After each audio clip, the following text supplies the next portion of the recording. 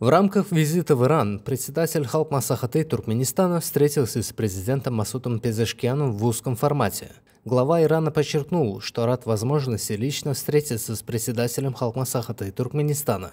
Герой Аркадак адресовал Масуду Пезешкиану поздравления от имени президента Туркменистана и от себя лично в связи с избранием на должность президента Исламской Республики Иран, пожелав успехов в ответственной государственной деятельности. Национальный лидер туркменского народа передал президенту Масуду Пезешкиану также приглашение посетить с официальным визитом Туркменистан в любое удобное время, которое было принято с признательностью. В продолжение встречи президент Ирана передал в дар герою Аркадагу переведенную на фарси книгу «Поклонение матери, преклонение перед святыней», которая была принята с глубокой благодарностью. Председатель Халк Маслахаты отметил, что расценивает это в качестве ценного подарка туркменскому народу и как знак высокого почитания матерей.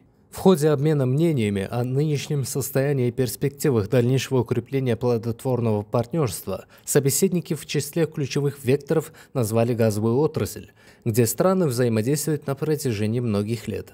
В частности, в Иран и через него в другие государства осуществляются поставки туркменского природного газа по схеме СВАП, сказал национальный лидер туркменского народа, подтвердив готовность Туркменистана расширить масштабы этих работ. В продолжение темы отмечалось, что в ближайшей перспективе по этой схеме будет экспортироваться туркменский природный газ в Республику Ирак. Подчеркнув, что предпринимаются меры по увеличению объемов поставок голубого топлива в Иран до 40 миллиардов кубометров в год, председатель Халк Маслахаты предложил совместно с иранскими компаниями, специализирующимися в этой сфере, реализовать ряд проектов. Другим важным направлением была названа электроэнергетическая отрасль. В этой связи констатировалось проведение предварительных работ с иранскими компаниями относительно проекта туркменской части линии электропередачи Мары-Мешхед. Третьим ключевым вектором была определена транспортная сфера. В данном контексте стороны выразили намерение сотрудничать в секторе дорожного строительства, и речь здесь идет о строительстве автомобильной дороги от туркменско-иранской границы до городов Этрек и Гюмдак Туркменистана.